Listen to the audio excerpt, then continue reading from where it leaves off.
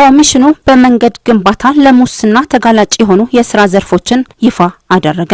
በኢትዮጵያ መንገዶች ባለስልጣን በመንገድ ግንባታ ላይ የሚስተዋሉ ለሙስና ተጋላጭ የሆኑ የስራ ዘርፎችን የፌዴራል የስነ ምግባርና የጸረ ሙስና ኮሚሽን ይፋ አድርጓል። ኮሚሽኑ ጥናቱን በኢትዮጵያ መንገዶች ባለስልጣን መስሪያ ቤት ውስጥ ለሙስና ተጋላጭ ናቸው የሚባሉ እንደ ግዢ ክፍል፣ የዲዛይን፣ የወሰን ማስከበር የስራ ዘርፎች ላይ በማተኮር ነው ያካሄደው። በተካሄደው ጥናትም ኮሚሽኑ ከለያቸው የሙስና ተጋላጭ ተግባራት መካከል ለአንድ ኮንትራክተር አላግባብ እስከ 12 የሚደርሱ ፕሮጀክቶችን መስጠት በዋነኝነት ተነስቷል። እንዲሁም አንዳንድ የጨረታ ሂደቶች ህግን ያልተከተሉ መሆናቸው፣ ሆን ብሎ ውስብስብ የሆኑ የዲዛይን ዝግጅቶችን ማቅረብና መሰል ችግሮች ተጠቅሷል።